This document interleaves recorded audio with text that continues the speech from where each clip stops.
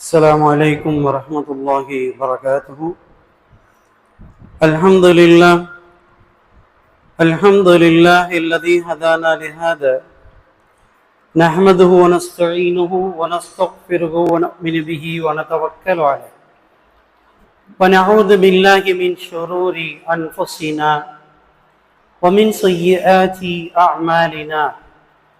من يهد الله فلا مضل له ومن يضلل فلا هادي له.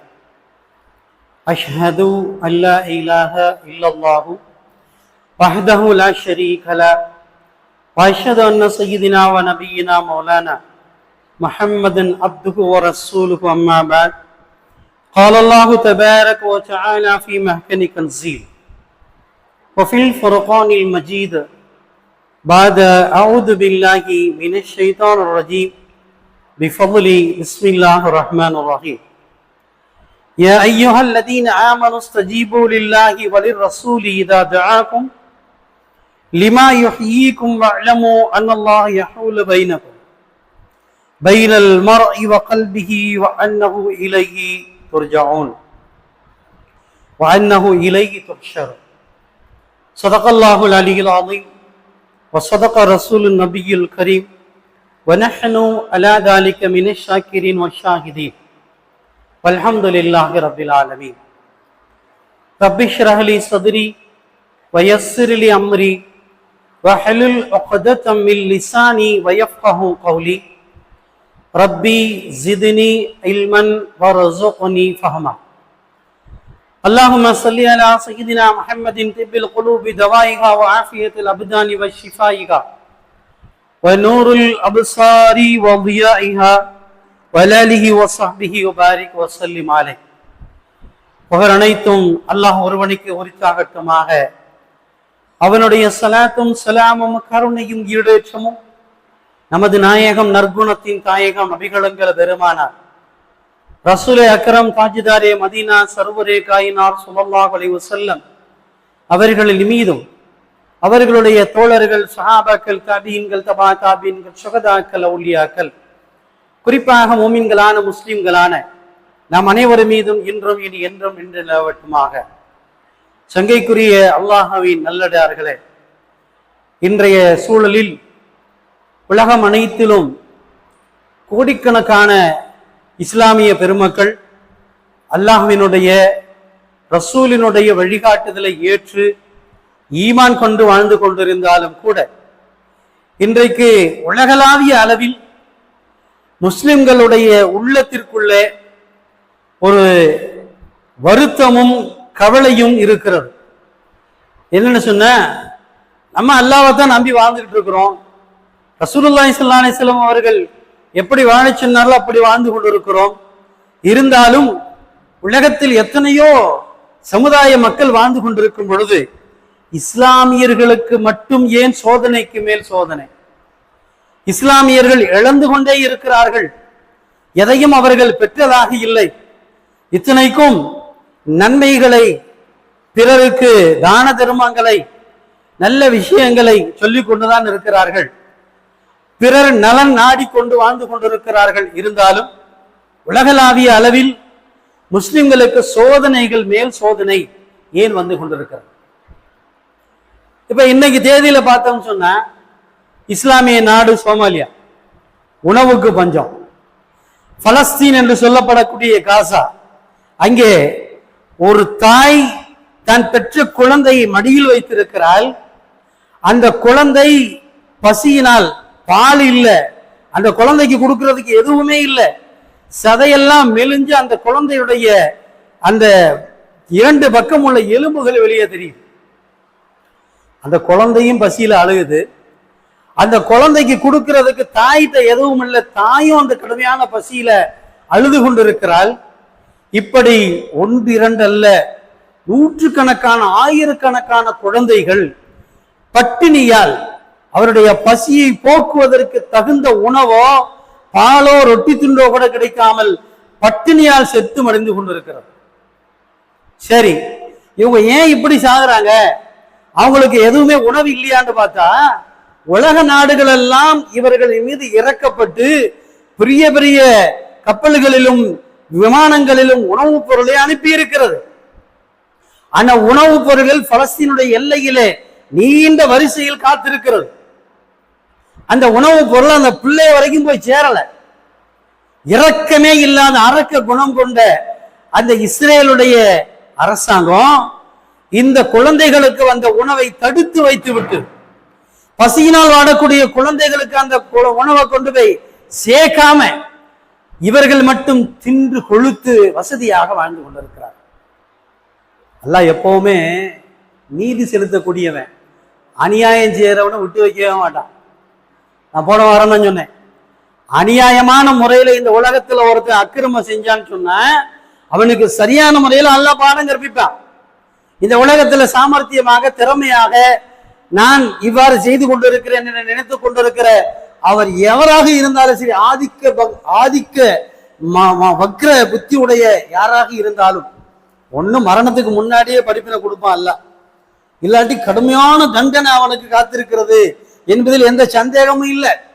ஆனால் இன்றைக்கு நடைமுறையில் பார்த்தோம் என்று சொன்னார், இந்த பலஸ்தீனத்தில் வாழக்கூடிய லட்சக்கணக்கான குழந்தைகள், தாய்மார்கள், ஆண்கள், பெண்கள் தினந்தோறும் கண் விழிக்கிற நாள் பொழுது இன்றைய பொழுது அடைகின்ற பொழுது உயிரோடு இருப்போமா அப்படின்னு சொல்லி பெரிய சந்தேகமா இருக்கு.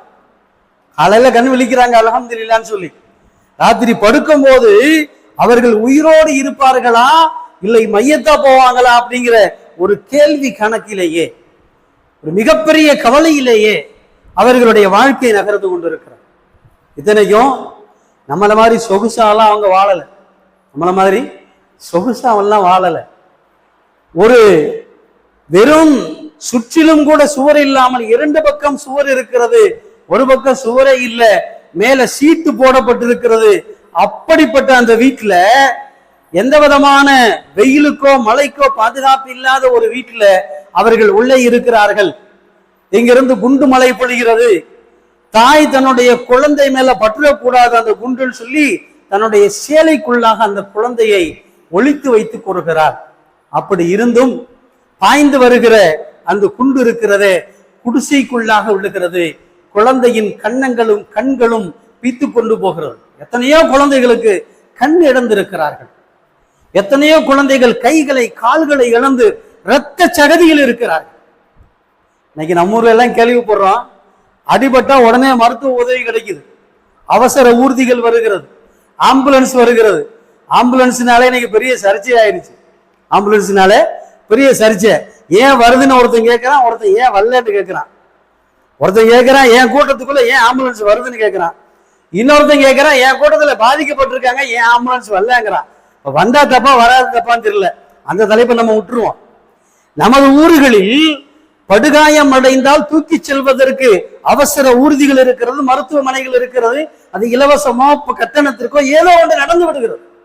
ஆனால் பலஸ்தீனிலே கேள்விப்படுகிறோம், நடந்து செல்லக்கூடிய குழந்தைகள் மீது குண்டு விழுகிறது, அந்த குழந்தைகளுடைய கண்கள் பறிபோகிறது, காது பீந்தி கீழே விழுகிறது, கை விரல்கள் எல்லாம் துண்டிக்கப்பட்டு வீதியே இரத்த சகதியிலே 5 மணி நேரம் 6 மணி நேரம் கிடக்குது. எந்த மருத்துவ உதவி இல்லை. யாராவது மனிதாபிமான உதவி உள்ளம் கொண்ட யாராவது ஒருத்தர் அந்த பிள்ளைய தூக்கிவிட்டு போய் வச்சு, எந்த மருந்தும் கிடையாது, சும்மாவே மயக்க மருந்தே இல்லாமல் ரத்தத்திலே துடைத்து அவர்களை சுத்தம் பண்ணுகிறார். ஒரு சாதாரண பல்லு வலின்னு ஆஸ்பத்திரிக்கு போனா பல்லு புடுங்கிறதுக்கு மயக்க ஊசி போடுறான். மயக்க ஊசி போடாம புடுங்கிட்டா அவனை திட்டுறோம். நம்ம என்ன வலிக்க வலிக்க புடுங்கிட்டான், இவன் டாக்டரா அப்படின்னு திட்டுறோம். அங்கே படுகாயம் அடைந்த குழந்தைகளுக்கு சிகிச்சை அளிக்கப்படுகிறது. எந்த மயக்க மருந்து இல்லை, சொல்ல போனா எந்த மருந்துமே இல்லை. ரத்தத்தை தன் தந்தையும் தாயும் அணிந்திருந்த துணிகளை கிழித்து துடைக்கிறார்கள். ரத்தம் வர வர துடைக்கிறார்கள், குழந்தை துடிக்கிறது. இப்படிப்பட்ட காட்சிகளை எல்லாம் நம்ம பார்த்துக்கிட்டு தான் இருக்கிறோம். ஆனா உலகத்துல எத்தனை கோடி முஸ்லிம்கள்? கிட்டத்தட்ட 200 கோடி முஸ்லிம்கள் இருக்கிறோம். இஸ்லாமிய நாடுகளே எத்தனையோ நாடுகள், அரசாங்கம் அவருடைய கையிலே இருக்கிறது. ஆனா இஸ்லாமிய நாடுகளால் இவர்களுக்கு உதவி செய்ய முடியல. ஏன்னா எல்லா இஸ்லாமிய நாடும் சுயநலவாதிகளா போயிட்டான். எல்லாமே சுயநலம், செல்ஃபிஷ். நான் வாழ்ந்தா போதும், அடுத்தவன் எக்கேடு கட்டா என்ன அப்படிங்கிற எண்ணத்துல தான் இன்னைக்கு வாழ்ந்துகிட்டு இருக்கான். சொல்றோமா இல்லையா? அடுத்த வீட்டுல அடிச்சுக்கிட்டு செத்தா கூட என்னன்னு கேட்க மாட்டான். எல்லாம் முடிஞ்சப்பறம் போய், உங்க வீட்டுல சண்டையா நடந்துச்சு, சத்தம் கேட்டுச்சு, வரலான்னு பார்த்தேன். அச்சச்சோ, எப்ப சொல்லுவான்? சண்டை முடிஞ்சு அடிச்சுக்கிட்டு செத்து எல்லாம் முடிஞ்சு அடுத்த நாள் போய் கேட்பான். இது நம்மளுடைய மனநிலை அப்படிதான் இருக்கு. ஏன்னா வாழ்க்கை பூரா எப்படி ஆயிடுச்சுங்க? Compound life. உயரமான காம்பவுண்ட் எழுப்பிக்கிட்டு பெரிய கேட்டை போட்டு நான் என் வீட்டுக்குள்ள என் மனைவி என் மக்கள், அடுத்தவன் எப்படி போனாலும் பரவாயில்ல, அப்படி வாழக்கூடிய மனநிலைக்கு தள்ளப்பட்டு இருக்கிறோம் இன்றைக்கு. பக்கத்து வீட்டுல சண்டை நடக்குது, என்ன சண்டை நடந்தாலும் பரவாயில்ல, நான் அதை பத்தி கேட்க மாட்டேன். ஏன்? நான் போய் சண்டையை கேட்க போய் எனக்கு எதுவும் நஷ்டம் வந்துடக்கூடாது. அவன் சண்டை போட்டு சாவட்டும். உண்மையிலேயே ஒரு இடத்தில் அடிபட்டு இறந்து போனால் அச்சச்சோ இறந்து போனாலே என்று சொல்வதை விட செத்த வரைக்கும் சரித்தான சொல்ற உலகம் இன்னைக்கு இருக்கா இல்லையா? இந்த உலகம் அப்படித்தான் இருக்கு. ஐயா இங்க விபத்து நடந்து போச்சு, 3 பேர் இறந்து போயிட்டான் அப்படின்னு சொன்னா, ஐயா உட்காருங்க, அப்புறம் கேட்கலாம், உட்காருங்க. பயம் நடக்கலாம், இல்லாத வேலையெல்லாம் பாப்பிய, கதவை திறக்கிறது, சுத்தம் பண்றது. பயம் நடந்தா பயான கேளுங்க. வாரத்திலே 20 நிமிஷம் அதை உட்காந்து கேட்கறதுக்கு வலிக்குது, கஷ்டமா இருக்கு. விபத்து நடந்து உயிர் போச்சுன்னு சொன்னா என்ன சொல்லணும்? அவன் இஸ்லாமியனோ அல்லது இஸ்லாமியன் அல்லாதவனோ மனித உயிர் போயிருக்கிறது என்று பதற வேண்டும். அதுதான் மனசாட்சி. செத்தானா சரித்தான், அப்படித்தானே இருக்கு. இப்ப என்ன மனசோட வாழ்ந்துகிட்டு இருக்கோம்? மனசுல ரத்தம் இருக்கா கல் இருக்கான்னு தெரியலையே. என்ன மனநிலையில் வாழ்ந்து கொண்டு இருக்கிறோம்? அப்ப இன்னைக்கு நாம ஒரு பார்வை பார்க்கிறோம். ஏன் மனிதர்கள் நஷ்டத்திற்குள்ளாகிறார்கள்? பொருள் இழப்பு ஏன் ஏற்படுகிறது? உயிர் இழப்பு ஏன் ஏற்படுகிறது? நஷ்டமெல்லாம் ஏன் ஏற்படுது அப்படின்னு சொல்லி பார்த்தோம்னு சொன்னா, சஹாபாக்களுக்கு இதெல்லாம் நடந்துச்சா? ரசூலுல்லாஹ் காலத்துல இதெல்லாம் நடந்துச்சா? இன்னைக்கு மனுஷன் சொல்ற ஒரே காரணங்க, ஏன் தொழுக வரல? வீட்டுல வறுமை. ஏங்க பள்ளிவாசல் பக்கம் வரல? சம்பாதிக்க போயிட்டேன். ஏன் உங்களை தொழுவ பார்க்க முடியல? இஸ்லாமிய பயான் நடக்கிற இடங்கள்லாம் உங்களை பார்க்க முடியல. பொண்டாட்டி பிள்ளைக்கு சம்பாதிக்க போயிட்டேன். அல்லாஹ் சொல்றான், எந்த காரணத்திற்காக சம்பாதிக்க போனீர்களோ அந்த கேள்வி கேட்டு நரகத்துல போடுவேங்கிறான். எப்படி கிதாபில் எழுதுறாங்க, தொழுகையை விட்டவங்களை நாளைக்கு மறுமையில வகை வகையா பிரிச்சு, நீ அவரோட போ, நீ இவரோட போன்னு சொல்லி ஒவ்வொருத்தருக்கும் ஒரு தலைவரை நியமிச்சு நாளை மறுமையில அனுப்புவாங்களாம். சில பேரை ஃபிரௌனோட அனுப்புவான் அல்ல. ஃபிரௌன் யாரு தெரியுமா? ஃபிரௌன்னா யாரு சொல்லுங்க, யாராவது பார்ப்போம். ஃபிரௌன்னா யாருங்க? ஃபிரௌன்னா யாரு? இன்னைக்கு எகிப்துல அவருடைய உடம்பு இருக்கு. 5000 வருஷம் ஆச்சு அவன் செத்து. 5000 வருஷம் அவன் தண்ணியில மூழ்கி செத்து 5000 வருஷம் ஆச்சு. இன்னைக்கு அவருடைய உடலை அல்லாஹ் பாதுகாத்து வச்சிருக்கிறான். எகிப்துல மியூசியத்துல அவன் உடம்பு அப்படியே இருக்கு. எதுக்குன்னு சொன்ன, அந்த ஃபிரௌன் தான் மூசா அலைஹிஸ்ஸலாத்தை எதிர்த்தான். மூசா அலைஹிஸ்ஸலாம் இஸ்லாமிய பிரச்சாரம் பண்ணும் போது ஃபிரௌன் தான் சொன்னா, உன் அல்லாஹ் இருக்கானே அவனை விட நான் பெரிய ஆளுன்னா. என்ன சொன்னா? மூசா அலைஹிஸ்ஸலாம் சொன்னாங்க, அதே சண்டால பாவி, அல்லாஹ் தான் உன்னை என்னையும் படைச்சேன், ஈமான் கொள்றான்னு ஃபிரௌன் சொல்லும் போது ஃபிரௌன் சொன்ன, உன்னைய படைச்சா அல்லாஹ்வோட நான் பெரிய ஆளுந்தான். அப்ப அந்த ஃபிரௌனை அல்லாஹ் அழிச்சான். நைல் நதியில மூழ்கடிச்சு சாகடிச்சான். சாகடிச்ச உடம்பு இன்னைக்கு இருக்கு, மிஸ்ர மியூசியத்துல இருக்கு. எதுக்கு வச்சிருக்கான்னு சொன்ன, ஆட்சி அதிகாரத்தை காரணம் காட்டி அல்லாஹ்வுடைய கட்டளைகளை மறுத்தவர்களுக்கு ஃபிரௌனை ஒரு படிப்பினையா அல்லாஹ் வச்சிருக்கான். அப்ப ரசூலுல்லாஹ் சொல்றாங்க, தொழுகையை விட்டவங்கள ஒரு குரூப்ப ஃபிரௌனோட போங்கன்னு சொல்லுவாங்க நாளைக்கு. நம்மளால தான் நம்மளால உடனே கேட்பாரு, அல்லாஹ் நான் எப்படி பேர் வச்சிருந்தேன், வார வாரம் வெள்ளிக்கிழமை எல்லாம் போய்கிட்டு இருந்தேன், என்ன பேர் ஃபிரௌன்ட்ட போக சொல்றேன்னு கேட்பான் நம்மால. அல்லாஹ் சொல்லுவானா, உன் மனசுல நான் ஆட்சிக்கு வரணும்னு ஒரு ஆசை இருந்துச்சு. ஆட்சி அதிகாரம் படைபலம் பணபலம் இதெல்லாம் யாரு நினைச்சானோ அவனை பூரா ஃபிரௌனுக்கு பின்னாடி நரகத்துக்கு போன்றுவான். சரி, அடுத்து காரூன் ஒருத்தர் இருக்கான், அவனுக்கு பின்னாடி சில பேர் அனுப்புவான். காரூன் யாருன்னு சொன்னா, இந்த உலகத்திலேயே அவனுக்கு கொடுக்கப்பட்ட செல்வம் மாதிரி இன்னைக்கு வரைக்கும் யாருக்கும் செல்வம் கொடுக்கப்படல. அவனுடைய கஜானாவுடைய சாவி இருக்கு இல்லையா, ஒட்டகத்துல 2 பக்கமும் சாவி, மூட்டை மூட்டையா ஒட்டகத்துல சாவி தொங்கப்பட்டிருக்கும். ஒரு ஊர்ல இருந்து அடுத்த ஊர் வரைக்கும் அந்த ஒட்டகம் போகும். சாவியே இவ்வளவு இருந்தா சொத்து எவ்வளவு இருக்கும், அவ்வளவு சொத்து அவனுக்கு. அவனும் எழுத்து பேசினான். அவனுக்கு எல்லாம் அல்லா தண்டனை கொடுத்தான்னு சொன்னா அதுக்குதான் கூட்டு வராதீன்னு சொன்னான். அவங்க மனசு ஜும்மால இருக்காது, இதெல்லாம் தொந்தரவு தான். இதெல்லாம் இந்த பாலாட்டுறது, சீராட்டுறது, பால் கொடுக்குறதெல்லாம் இங்க பள்ளியாசல வச்சா எப்படி நம்ம பயான் கேட்கறது? அந்த காரனுக்கு என்ன அல்லா தண்டனை கொடுத்தான்? நடந்து போயிட்டு இருக்கும் போதே அவனுடைய ஒட்டகத்துல செல்வத்தோட போயிட்டு இருக்கான், பூமியில புதஞ்சிட்டான், மண்ணு முழுங்கிருச்சு. சொல்லப்படுகிறது என்னைக்கு புதஞ்சானா அன்னையில இருந்து இன்னைக்கு வரைக்கும் போய்கிட்டு தான் இருக்கான், இன்னும் நிக்கல. எவ்வளவு தூரம் போயிருப்பான் யோசனை பண்ணி பாருங்க. கிட்டத்தட்ட எத்தனை 1000 வருஷம் ஆச்சு. இன்னைக்கு போனாலே நாளைக்கு எத்தனை கிலோமீட்டர் போயிடுவான், ஒரு நாள்ல இவ்வளவு வேகம். இப்ப இத்தனை 1000 கிலோமீட்டருக்கு எவ்வளவு ஆழம் போயிருப்பான். இப்ப நம்மளால சில பேரை காரணோட நரகத்துக்கு போன நல்லா சொல்லுவான். அப்ப அவர் கேட்பாரு, அல்ல நான்லாம் வரவன் டெய்லி ஃபஜ்ருக்கு போயிடுவேன். இது ஒரு கணக்கு இருக்கு, டெய்லி ஃபஜ்ருக்கு வருவேன், டெய்லி ஒரு வக்து. இந்த மாதிரிலாம் நிறைய கேட்டகரி எல்லாம் இருக்கு, லிஸ்ட் எல்லாம் இருக்கு. அல்லாஹ்வுக்கு செலுத்துறது 5 கடமை, நம்மால வச்சுக்கிறது. நான் டெய்லி ஃபஜ்ரு, நான் டெய்லி இஷா, நான் டெய்லி மகரிப். கொடுப்பானா இல்லையா அல்ல? ஏன்னா நான் 5 வக்து கடமை ஆக்கியிருக்கேன், நீ ஓ இஷ்டத்துக்கு மார்க் போறேன்னு கேட்பானா இல்லையா அல்ல? கேட்பானா இல்லையாங்க? அப்ப இந்த ஒரு வக்துக்கு அட்டண்டன்ஸ் போடுறது, ஃபஜ்ருக்கு ஒரு வக்து, இஷாவுக்கு ஒரு வக்து, இப்படி ஒரு குரூப்பை பிடிச்சி காரனுக்கு பின்னாடி போன்னு சொல்லுவான். அப்ப அவர் கேட்பார் ராவுத்தரு, ஏண்டா அல்ல என்னைய காரணோட போக சொல்ற, அவன் பெரிய பாவியாச்சு, நீங்க என்ன பெரிய ஏதோ, நீ எதுக்காக தொழுவ வராம இருந்த? சொத்து சேர்க்கணும்னு இருந்தீல, காருன்னு சொத்தாலதான் அழிஞ்சான். நீ சொத்து சேர்க்கணும்னு ஆசைப்பட்டு தொழுவை விட்ட. ஃபஜ்ருக்கு வந்தா லோவர் கிடையாது, லோவர் வந்தா அசர் கிடையாது, அசர் வந்தா மாரிப் கிடையாது. எங்க முக்கியமான வேலையா போயிட்டேங்க. அவன்கிட்ட சொல்ல முடியுமா? ஏன்ட சொல்லலாம், அவன்கிட்ட சொல்ல முடியுமா? அல்லாஹ் முக்கியமான வேலையா மனைவி ரேஷன் கடையில் அரிசி வாங்கி வச்சு குத்துறா அவனை, என்ன சொல்லுவான்? போடுறா அவனேம்பா. எல்லாம் அங்கே சொல்ல முடியாது, ஒன்றும் சொல்ல முடியாது, ஒன்றும் வேகாது. அல்லாட்ட எதுவுமே வேகாது, எதுவும் பழுக்காது. அப்போ காரனோட சில பேரை நரகத்துக்கு அனுப்பிடுவான்.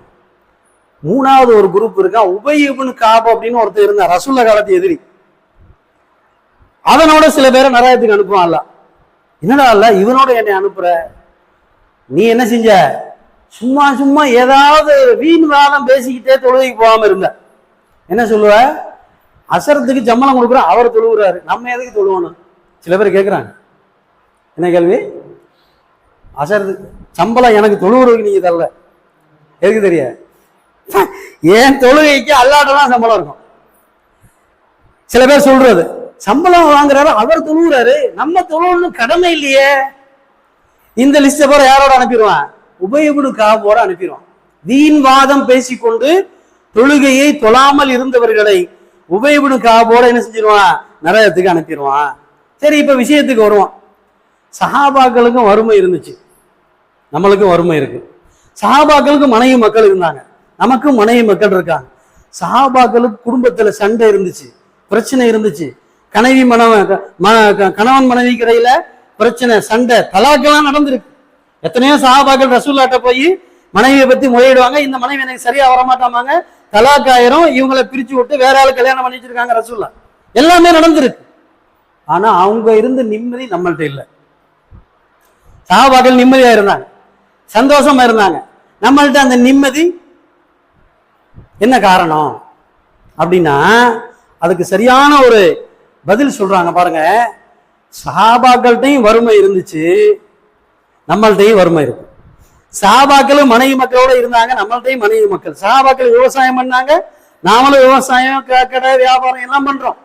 ஆனா அவங்க எல்லாத்துக்கும் இடையில சண்டை. இஸ்லாத்துக்கு எதிராக என்ன செய்வாங்க? சண்டைக்கெல்லாம் போவாங்க. நம்ம சண்டையெல்லாம் போட வேண்டிய எந்த வேலையும் இல்லை. அல்லாண்டு ஆமன்னா சொல்லணும்னா அல்லாஹ் பேர் சோறு ஆனா சாப்பிட்டோமா படுத்தமான்னு தான் இருக்கான். ஒரு சண்டைக்கு நம்ம போயிருக்கோமா இது வரைக்கும்? இஸ்லாத்துக்காக எங்கேயாவது போயிருக்கோமா? ஒரு சொட்டு ரத்தம் செஞ்சிருப்போமா இஸ்லாத்துக்காக? சொகுசா தானே வாழ்ந்துகிட்டு இருக்கான்.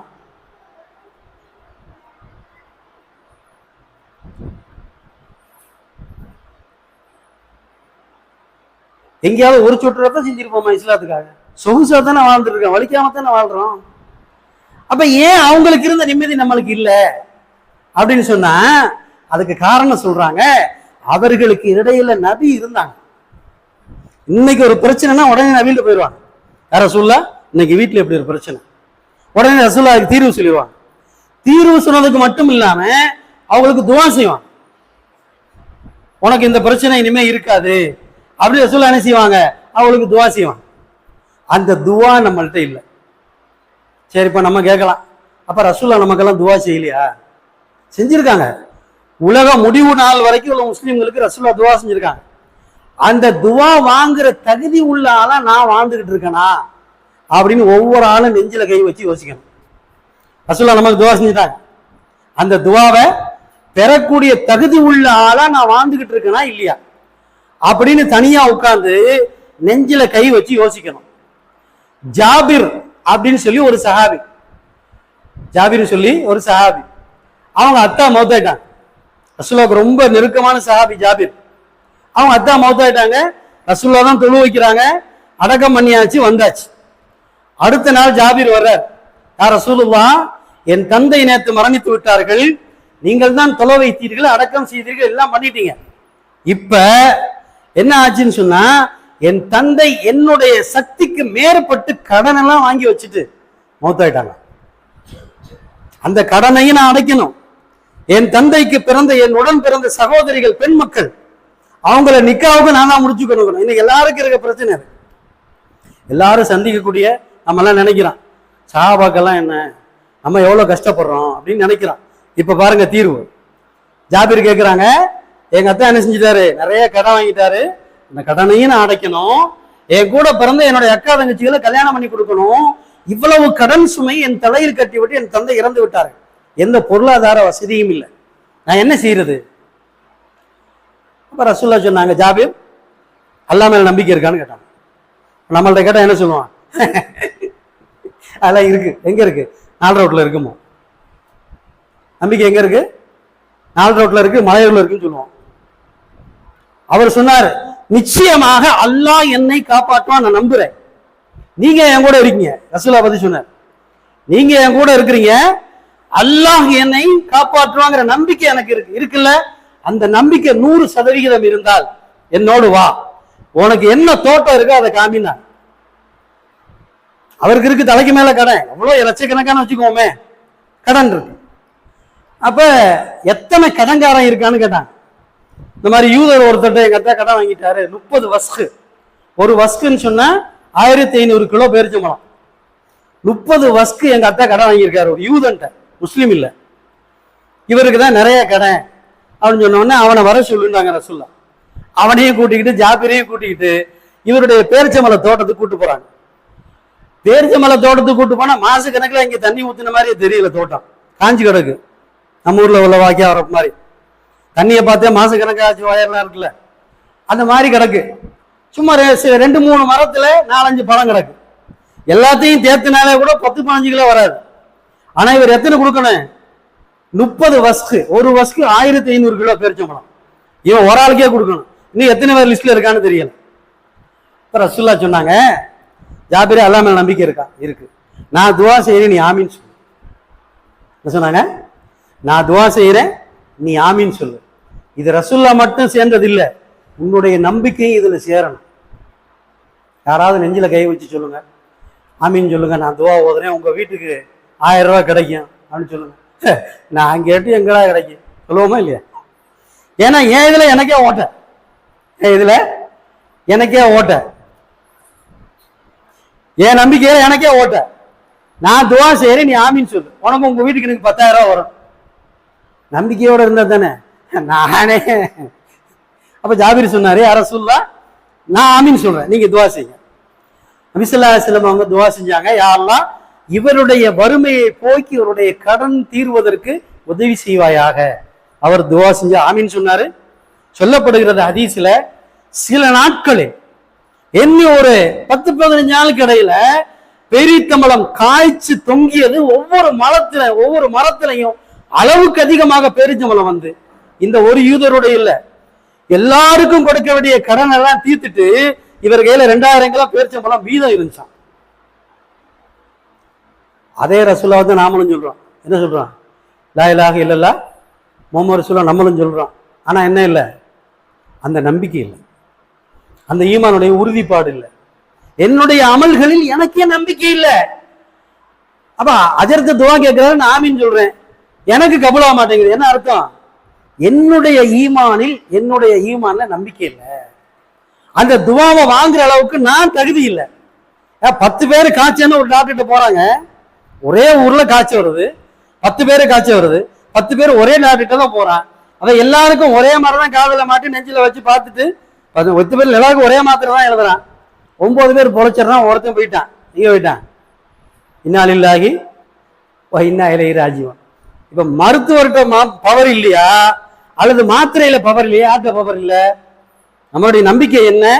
மருத்துவர் அல்லாஹ் கொடுத்தா தான் அவனுடைய மருந்து வேலை செய்யும். இஸ்லாத்துல அப்படிதான் சொல்றாங்க. மருந்து சாப்பிடறதுக்கு முன்னாடி என்ன சொல்லணுமா? யாரெல்லாம் இந்த மருந்தை நான் சாப்பிடுறேன், நீ நினைத்தால் எனக்கு ஆரோக்கியத்தை தரலாம், நீ நினைச்சா எனக்கு மௌத்தையும் தந்துடலாம். எனக்கா செஞ்சிருக்கோம் அந்த மாதிரி துவா? நான் மாத்திரை போட்டேன், நான் 2000 வருஷத்துக்கு இருப்பேன் அப்படிதான் சொல்லுவான். நம்மால் எப்படி சொல்லுவான்? நான் மாத்திரை போட்டேன் 150 வருஷம். அந்த டாக்டர் எத்தனை நேரம் வாழ வச்சிருக்கான் தெரியுமா? நான் அவர்கிட்ட போயிட்டேயா, நான் 100 வருஷத்துக்கு இருப்பேன்பா, நாளை கழிச்சு போயிடுவான். ஏன்னா நம்பிக்கை டாக்டர் மேல வைக்கிறான். நம்மால் சொல்லி இருக்க களிமா என்ன சொல்லணும்? இந்த மருந்தில் எந்த பவரும் இல்லை. யாரெல்லாம் நீ நினைத்தால் என்னை வாழ வைக்கலாம், நீ நினைச்சா என்னை சாகடிக்கலாம், எனக்கு ஆரோக்கியத்தை கொடுத்து இந்த நோயில் இருந்து எனக்கு ஆரோக்கியத்தை கொடு சொல்லிட்டு தான் சாப்பிடணும். அதே மாதிரிதான் உணவு சாப்பிடறதுக்கு முன்னாடி இந்த உணவுல சொல்லணுமா, இந்த உணவில் எந்த சக்தியும் இல்லை, நீ நினைச்சா எனக்கு என்ன செய்யலாம், இதில் எனக்கு ஆரோக்கியம் தரலாம், நீ நினைச்சா நோயை தரலாம். கல்யாணத்துக்கு போய் ஒருத்தன் சாப்பிட்டு நல்லா வர்றான், ஒருத்தன் சாப்பிட்டு என்ன செய்யறான், வாந்தி எடுத்துக்கிட்டே வர்றான். அதே ஒரே சாப்பாடு தான், ஒருத்தனுக்கு ஒத்துக்கிறது ஒருத்தனுக்கு ஒத்துக்கல. அப்ப சாப்பாட்டுல எந்த பவரும் இல்லை. என்ன இருக்கு? அல்லாஹ் நினைச்சா அதுல நன்மை தருவான், அல்லாஹ் நாடுனா அதுல தீமை தருவான். அப்ப ரசூலுல்லாஹ் இருந்தாங்க, துவா செஞ்சாங்கன்னு சொன்னா அந்த துவா மேல நம்பிக்கை ஜாபிருக்கு இருந்தது. அதனால காய்ந்து போன பேரித்தும் பழங்கள் என்னாச்சு? அந்த யூதன் மட்டுமல்ல 30 பேருடைய கடன் அடைக்கப்பட்டு 1500 கிலோ பேரிச்சம்பழம் மீது இருந்துச்சு. இன்னைக்கு நம்மளுக்கு கடன் இருக்கு, யாரெல்லாம் கடனை தீர்த்து துவா செய்யறோம், அல்லாட்ட சொல்றோம், ஆனா முயற்சி செய்யறது இல்லை. என்ன நினைக்கிறோம்? யாரெல்லாம் நீ கடனை தீர்த்துருவாயேன்னு சொல்லி வச்சுட்டு போத்திக்கிட்டு படுத்துருவோம். அப்ப கடன் வாங்கியதற்குண்டான முயற்சி நான் செய்யணும், அதற்குண்டான நம்பிக்கையோடு நான் ஈமானோடு துவா செய்யணும். அப்ப எல்லாம் என்ன செய்வான்? அதை அடைக்கிறதுக்கு உண்டான வழிவகை செய்வான். இன்னும் நிறைய விஷயங்கள் இருக்கு. அப்ப இன்றைக்கு முஸ்லிம்களுக்கு இழப்புக்கு மேல் இழப்பு, சோதனைக்கு மேல் சோதனை. நேற்று தமிழ்நாடு பூரா இந்த பலஸ்தீன் மக்களுக்காக நோன்பு வச்சாங்க. நேற்று வியாழக்கிழமை என்னங்க, தமிழ்நாடு முழுக்க ஆண்கள் பெண்கள் குழந்தைகள் கிட்டத்தட்ட தமிழ்நாட்டில் உள்ள 6500 பள்ளிவாசல்லையும் நேற்று ஃபஜ்ர்ல சகர செஞ்சுட்டு நேற்று மகரிப்ல பார்த்தா நம்ம ஊர்ல எல்லா பள்ளிவாசலையும் நோன்பு திறக்கிற நிகழ்ச்சி ஏற்பாடு ரமலான் மாதிரியே நடந்துச்சு. எல்லா பள்ளிகளிலும் 200-300 பேர் நோன்பு திறந்தாங்க. கதறி அழுகிறாங்க. எப்படி அழுகிறாங்க? எல்லாம் எங்களை சேர்ந்த முஸ்லிம்கள் அங்கே கொல்லப்படுகிறார்கள், பிஞ்சு குழந்தைகள் கண் இழந்து கை இழந்து காது இழந்து அங்கே செத்து கொண்டு இருக்கிறார்கள், எங்களால ஒண்ணும் செய்ய முடியல, உன்னுடைய உதவியை கொடுன்னு சொல்லி நோன்பு வச்சு நேற்று ஆயிரக்கணக்கான பேர் துவா செஞ்சாங்க. நேற்று நம்ம ஊர்ல நம்ம அதெல்லாம் செய்ய வேணாங்க. ஒரு மனசளவு வருத்தப்படலாமா? வருத்தப்பட்டிருக்கோமா? அங்கே செத்தா நமக்கு என்னையா, அடுத்த பேப்பர் பரட்டு அப்படித்தானே இருக்கும். எப்படி காசாவில் 200 பிள்ளைகள் பட்டினியால் செத்திருக்கிறார்கள் பேப்பர்ல போடுறான். பார்த்துட்டு அடுத்து என்ன நம்மால என்ன சொன்னு பாரு, அப்படிதானே இருக்கும். அந்த இழப்புக்கு உண்டான வருத்தம் கூட நம்ம தெரிவிக்கலையே. ரசூலுல்லாஹ் சொல்றாங்க, எல்லா முஸ்லிம்களும் அல் முஃமினு லில் முஃமினி கல் ஜஸதில் வாஹிதி. ஹதீஸ், அருமையான ஹதீஸ் பாருங்க. 200 கோடி முஸ்லிம்கள் இருந்தாலும் முஸ்லிம் எப்படின்னு சொன்னா ஒரு உடம்புல இருக்கிற உறுப்புகளை போன்று ரசூலுல்லாஹ் சொன்னாங்க. எப்படி? உள்ளங்கால தான் முள்ளு குத்துது, கண்ணில் தண்ணி வருதா? காலில் தாங்க முள்ளு குத்துது, காலில் தானே குத்துது, நடக்கிறவன் உடனே பிடிச்சிட்டு உட்காந்துரும், ஐயோ அல்லாஹ் ரசூலேன்னு உட்காந்துருவான். கண்ணு தண்ணி வரும், கை காலெல்லாம் செயல் வந்து போவோம். ஏன்? ரசூலுல்லாஹ் சொன்னாங்க, எல்லா உடம்புல இருக்க உறுப்புகள் மாதிரி அங்கே பலஸ்தீன்ல இருக்கிற ஒரு முஸ்லீம் அடிபட்டா தமிழ்நாட்டில் இருக்கிற முஸ்லீமுக்கு கண்ணில் தண்ணி வரணும். நமக்கு அந்த உணர்வு இல்லையே. எவன் செத்தா நமக்கு என்ன, என் வீட்டில் சோறாக்குனா சரி, அப்படித்தானே இருக்கும். அப்ப இழப்பு வரத்தானே செய்யும்.